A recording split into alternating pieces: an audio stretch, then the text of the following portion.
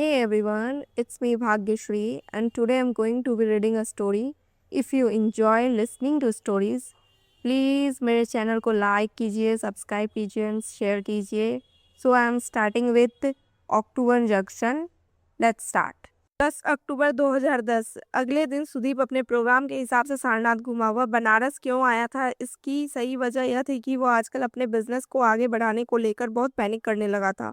वो आजकल anti depression दवाइयाँ ले रहा था. उसको एक डॉक्टर ने सलाह दी कि वो कुछ दिन अपने आप को इस दुनिया से एकदम काट ले. सुदीप के बारे में कुछ बताता चलूं कि सुदीप ने किसी आईआईटी या आईआईएस से पढ़ाई नहीं की थी, बल्कि वो 12वीं क्लास तक ही पढ़ा था. ग्रेजुएट भी नहीं था. सुदीप बचपन से मैथ्स में बहुत अच्छा था. ओलंपियाड में भी बहुत अच्छा परफॉर्म किया था.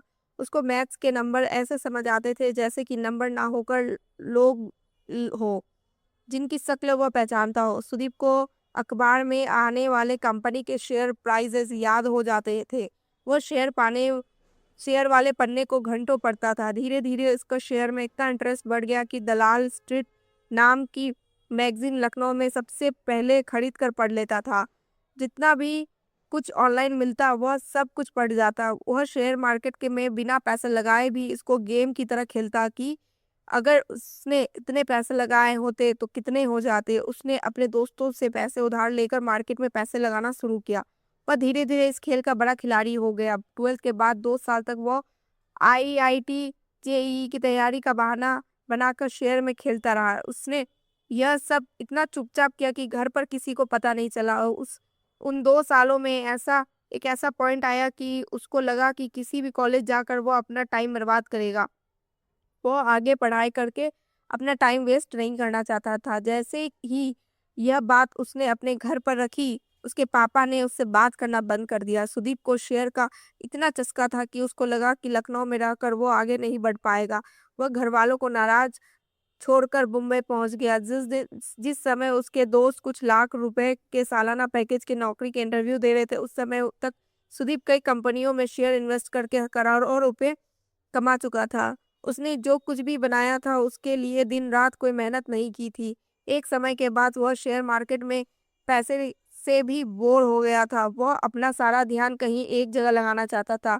उसने अपनी सेविंग के पैसे से बुक माई ट्रिप नाम की कंपनी शुरू कर दी. साल 2008 में जब दुनिया भर में कोई कंपनी बंद हुई कई कंपनियां साल 2008 में जब दुनिया भर में कई कंपनियां बंद हुई, उसी दौरान शेयर मार्केट क्रैश कर जाने से सुदीप को करोड़ों रुपए का नुकसान हुआ.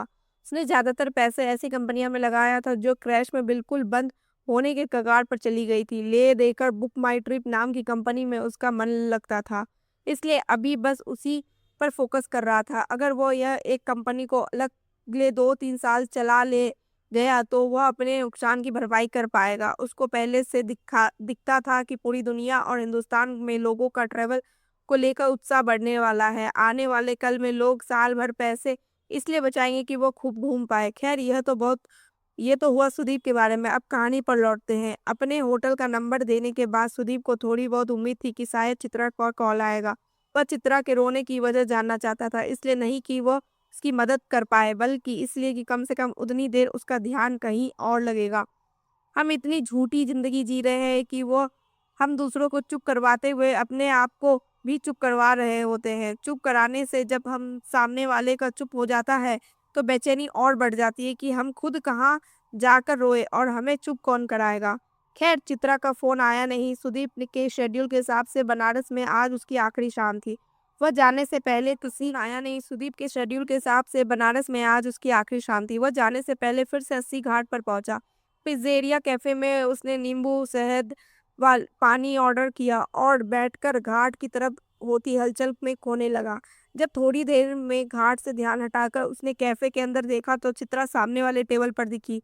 उसने वहीं से हाथ हिलाया. चित्रा ने उसको देखा और हाथ हिलाया. सुदीप वहां से उठकर चित्रा की टेबल पर पहुंचा और बैठने से पहले पूछा, क्या मैं यहाँ बैठ सकता हूँ? जरूर, पूरा कैफे खाली है वैसे. यह बोलकर चित्रा हंस दी. उसकी हंसी फैलकर सामने ठहरी हुई गंगा में के साथ भूल गई. तो कैसा रहा तुम्हारा ब्रेक? ठीक ठाक. तुम्हारा रोना पूरा हो गया? हाँ, पूरा हो गया. मैं कल जा रही हूँ. मैं भी. किताब पूरी करना तो मुझे भेजना जरूर. तुम क्यों रो रहे थे उस दिन घाट पर? मैं कहाँ रो रहा था? बकवास मत करो, मैं किसी से नहीं बोलूँगी। लंबी कहानी है, कल शाम 5 बजे की फ्लाइट है मेरी। तब तक तो बहुत टाइम है, इससे ज़्यादा लंबी कहानी थोड़े होगी तुम्हारी, और होगी तो तुम्हारे लिए एक टिकट कराना कौन-सा बड़ा काम है। चित्रा ने अपने पिज़्ज़ा का आखिरी पीस खाते हुए कहा। पिज़्ज़ेरिया से निकलकर दोनों थोड़ी देर घाट पर बैठे बैठे रहने के दौरान ज़्यादा कुछ बातें नहीं हुई। दोनों में से किसी को ऐसा लगा भी नहीं कि बातें खत्म हो गई है, बस इसलिए कुछ भी बोलते चले गए। करीब 1 घंटे बैठे रहने के बाद सुदीप ने चित्रा से अपने होटल के रूम पर चलने के लिए पूछा। चित्रा चलने से पहले बहुत थोड़ा-सा हिचकी। हालांकि सुदीप के पास टैक्सी थी, लेकिन फिर भी घाट से निकलकर दोनों ने ऑटो किया। सुदीप होटल ताज में रुका हुआ था। ऑटो वाले ने ताज सुनकर बहुत ज़्यादा पैसे मांगे। सुदीप पैसे देने के लिए तैयार हो गया, लेकिन चित्रा ने ऑटो वाले को हड़का दिया। सुदीप ने कहा भी कि क्या फ़र्क पड़ता है? चित्रा बोली कि अपने आराम के लिए बाकी लोगों के लिए रेट खराब नहीं करना चाहिए।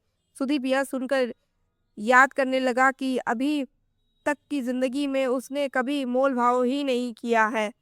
जब ऑटो लंका से निकल रहा था तो यूनिवर्सल बुक शॉप पर चित्रा ने ऑटो रुकवाया। दुकान में अंदर जाते ही चित्रा ने बिना एक भी मिनट गँवाए लंका से निकल रहा था तो यूनिवर्सल बुक शॉप पर चित्रा ने ऑटो रुकवाया। दुकान में अंदर जाते ही चित्रा ने बिना एक भी मिनट गँवाए मुराकामी की किताब कफ़्फ़ा ऑन द शोर खरीदी। उसके पहले पन्ने पर उसने लाल रंग के पेन से लिखा with love, luck and light. उसके नीचे अपना ऑटोग्राफ स्टाइल में नाम लिखा तथा और तारीख डाली 10-10-10। ऑटो में बैठते ही चित्रा ने सुदीप की तरफ किताब पढ़ाई। सुदीप ने किताब को उल्टा पलटा और कहा, मेरी लाइब्रेरी में मुराकामी की सारी किताबें हैं। तुम ये वाली रख लो, अपनी लाइब्रेरी वाली तुम मुझे भेज देना।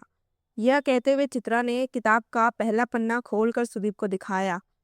आज 10-10-10 है। ऐसा दुनिया के कुछ हिस्से में माना जाता है कि आज का दिन तुम शादी के लिए बहुत लकी होता है।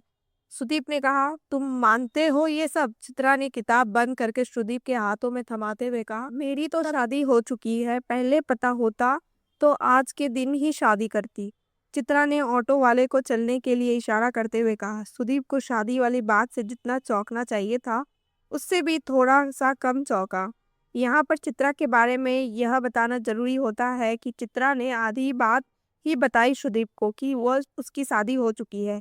चित्रा का शादी के बाद डिवोर्स हो चुका था, वह भी 2 साल पहले। वह बनारस किसी किताब के इवेंट के लिए नहीं आई थी, बल्कि अपनी मैरिज एनिवर्सरी के दिन वह उस शहर में नहीं रह पाती थी। पति सही में कोई बुरा नहीं था उसका, बस कुछ लोगों के साथ नहीं मामला सेट हो पाता तो नहीं हुआ। चित्रा और उसका पति दोनों कॉलेज में एक साथ थे। उसकी लव मैरिज हुई थी। चित्रा ने एक नॉर्मल सॉफ्टवेयर कंपनी में 2 साल नौकरी ही की थी।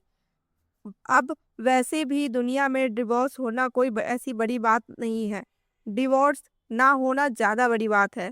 चित्रा बचपन से ही कुछ ना कुछ लिखने की शौकीन थी। चित्रा का कोई भी ऐसा दोस्त नहीं था जिसके साथ उसके संबंध अच्छे रहे हो। वह कभी न कभी किसी न किसी बात पर थोड़ी मुंहफट भी थी, तो यह बात सबको अच्छी नहीं लगती थी। चित्रा को सब कुछ चाहिए था, नाम और पैसा, जिसके लिए वह बहुत ज़्यादा मेहनत नहीं करना चाहती थी। उसका पति चूंकि इकलौता बेटा था, इसलिए डिवोर्स के बाद चित्रा को ठीक-ठाक पैसा मिल गया था।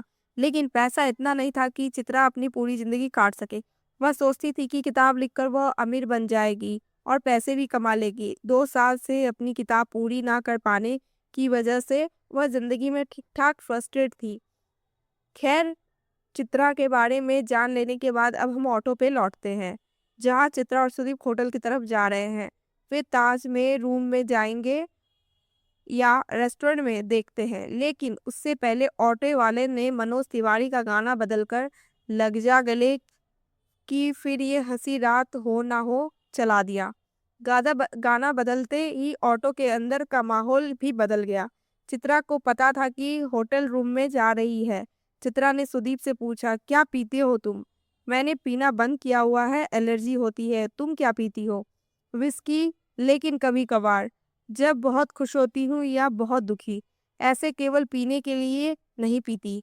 ऑटो ताज के बाहर रुका। चित्रा ने फटाफट अपने पर्स से निकालकर पैसे दिए। सुदीप ने पैसे देने के लिए अपनी जेब टटोली, लेकिन तब तक चित्रा ने पैसे दे दिए थे। उसको जेब टटोलते देख चित्रा ने बोला कि वह बाद में कभी कहीं कॉफी पिला दे, हिसाब बराबर हो जाएगा। दोनों होटल के अंदर घुसे। गेट पर खड़ी सिक्योरिटी ने दोनों को